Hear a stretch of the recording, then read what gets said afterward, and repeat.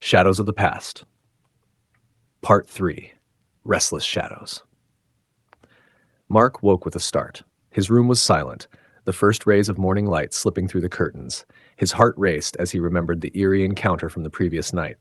Yet when he looked out the window, there was nothing, no tracks, no signs of a massive predator. It was just a dream, he muttered, forcing himself to breathe deeply. Perhaps the stress of the past few days had played tricks on his mind. Shaking the thought away, he resolved to focus on the day ahead. Strange happenings. After breakfast, Mark considered telling Dr. Carter about his supposed sighting, but couldn't bring himself to do it. It sounded too absurd, a dinosaur appearing outside his window? No one would believe him.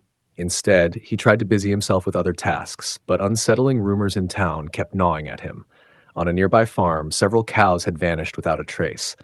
Other animals were found dead, partially eaten. The townsfolk whispered about wild animals sneaking into the woods, bears or wolves perhaps, but no one had actually seen anything. Mark listened to the rumors, a knot forming in his stomach. Something wasn't right. Into the woods. Later that day, Mark decided to return to the woods alone. He wanted to search for clues that might explain the disappearance of the animals. Maybe he could find something to ease his growing unease. The sun hung low as he stumbled upon the first signs, broken branches and deep claw marks on a tree trunk. They looked fresh. A cold shiver ran down his spine, but he pushed the creeping fear aside. It could be anything, he murmured to himself, venturing deeper into the forest.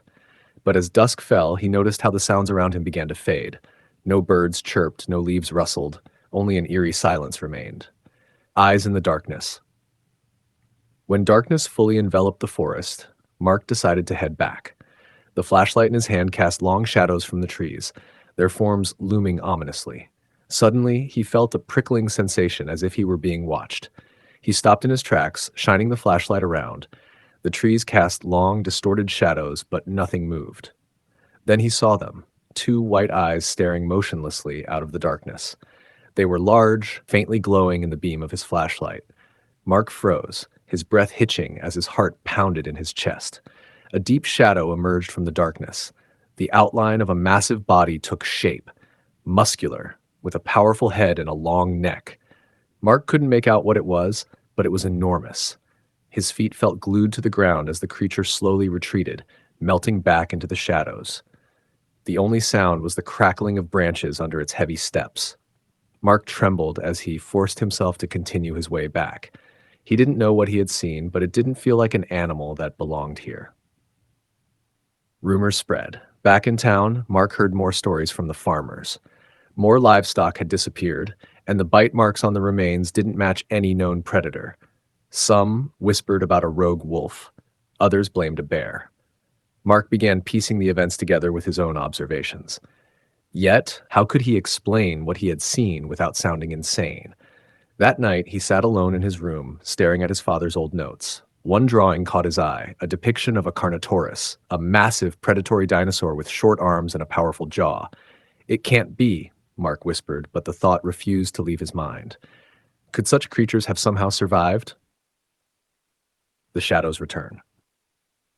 Later that night, Mark heard a sound outside his window again.